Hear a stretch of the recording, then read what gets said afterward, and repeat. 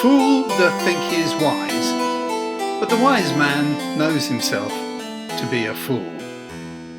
Hi, welcome to my first Shakespeare video. I'm going to be talking about Shakespeare the man. What do we know about him as a person, historically, through official documents and things like that. For example, we know that Shakespeare was baptised right here in Holy Trinity Church in Stratford on Avon on April the 26th in 1564.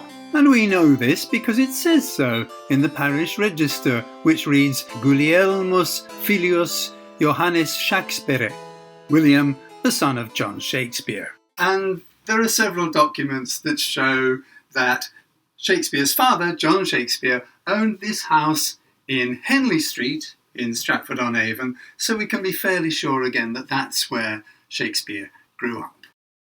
Here, for example, is a document of 1556 showing that Shakespeare's father had recently purchased the house in Henley Street, and here's another from 1575 relating to a neighbouring house that shows John Shakespeare connected with that property.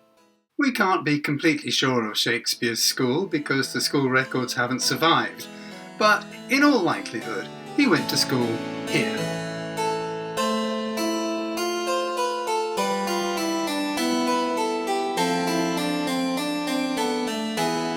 There are documents showing that Shakespeare's father served as an alderman on the town council of Stratford from 1565. This means Shakespeare would have had the right to attend King's School, which was the only school for miles around, for free. It would be strange indeed if John Shakespeare had not sent his son here. And we know that in 1582 Shakespeare married Anne Hathaway. Not that one! Oh, sorry. This one. Oh. The original documents testifying to the marriage are in Worcester Cathedral, and if you ask the bishop nicely, he might just let you have a look at them. And so it goes on. It's often said that we don't have much information about Shakespeare, but we have the baptismal records of his 3 children, we've got the burial record of his son at the age of 11, we've got records showing that he got into some kind of fight in London in 1596, although it does seem that that case never actually went to court, and we've got plenty of other documents. For example, we know that he purchased a big house in Stratford on Avon in 1597. We know that he became one of the co-owners of the Globe Theatre site in 1599, and that he bought another property in London in 1613. And his will survives, of course, together with his burial place in the same church where he was baptised, and he's mentioned by several writers in books published during his lifetime. I'll come back to this topic in more detail later on, but for now, I'll just look at one of those books, Palladis Tamia, or Wit's Treasury, written by Francis Mears and published in 1598.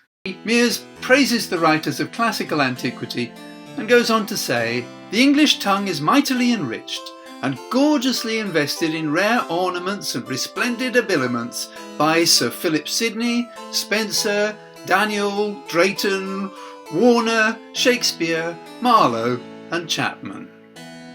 And he makes several other mentions of Shakespeare. For example, "As the soul of Euphorbus was thought to live in Pythagoras, so the sweet witty soul of Ovid lives in mellifluous and honey-tongued Shakespeare. Witness his Venus and Adonis, his Lucrece, his sugared sonnets among his private friends, etc. As Plautus and Seneca are accounted the best for comedy and tragedy among the Latins, so Shakespeare among the English is the most excellent in both kinds for the stage." We know as much about Shakespeare as we do about most other writers and famous people of that time.